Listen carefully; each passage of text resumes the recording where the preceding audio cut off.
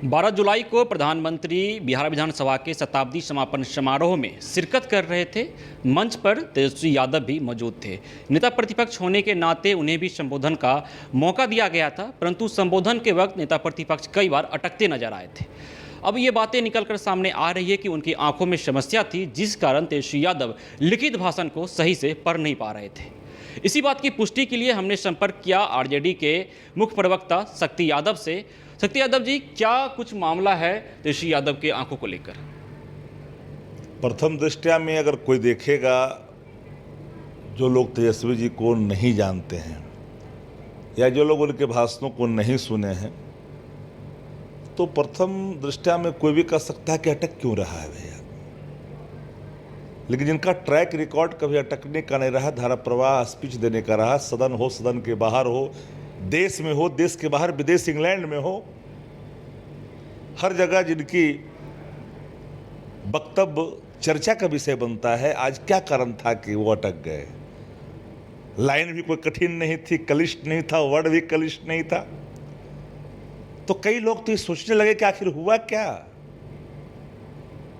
लेकिन जिनको जानकारी प्राप्त हुई, लव प्रतिष्ठित डॉक्टर जो इनका देख रहे थे आंख का, पहले ही से आशंका थी कि वो चक्कर जो आ रहा है, आंख में धुंधलापन जो है, दर्द है, वो कहीं न कारण तो नहीं बन जाए पढ़ने में। लेकिन प्रधानमंत्री जी का कार्यक्रम था, आगमन होना था, नेता प्रतिपक्ष की मौजूदगी नहीं होना एक अलग सवाल लोग खड़ा करता। उस तकलीफ को सहन करने के बावजूद भी वो जा करके चाहे कि वो हमें समय सीमा के अंदर 3 मिनट के अंदर बातों को रख दें लिखित रूप से, ताकि इधर से उधर जाने की जरूरत नहीं पड़े।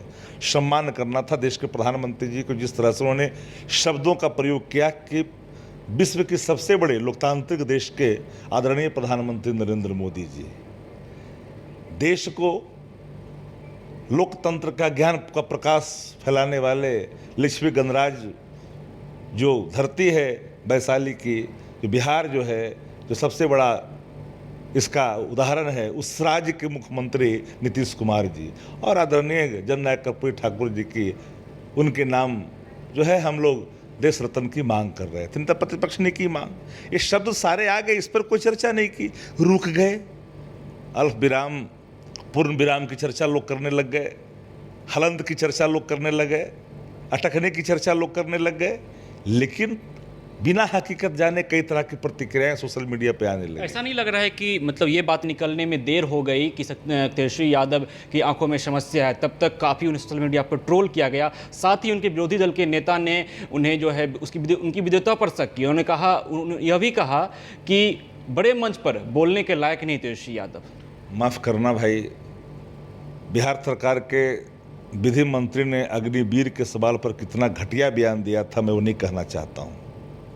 हम उन चीज़ों को दोहराने के स्थिति में भी नहीं हैं। श्रद्धेय अटल बिहारी वाजपेयी जी 40 सेकंड का अंतराल लेते थे, लेकिन उनके विद्वता पर कोई सवाल खड़ा नहीं किया। वो आदरणीय हैं, श्रद्धा के पात्र हैं, उन पर हम लोग सदैव आदर के भाव से देखा। तेजस्वी जी की विद्वता पर जो लोग सवाल खड़ा कर रहे हैं, वो मंद बुद्धि के लोग हैं। माफ़ करिएगा, अगर जिनको अगर गुमान है तो मैं तो कहता हूँ कि आकर के एक बार डिबेट कर लीजिए, सदन के बाहर सब जगह तैयार हैं। लेकिन अगर कोई तकलीफ के कारण कोई चूके हुई है, वो अभी सम्मान में, नेता प्रतिपक्ष ने सम्मान के प्रधानमंत्री के कार्यक्रमों का, वरना वो जाने की स्थिति में नहीं था। दर्द था आंखों में, प्रेशर बढ़ा हुआ था, लेकिन उसके बावजूद भी गए और जा करके लाज रखी।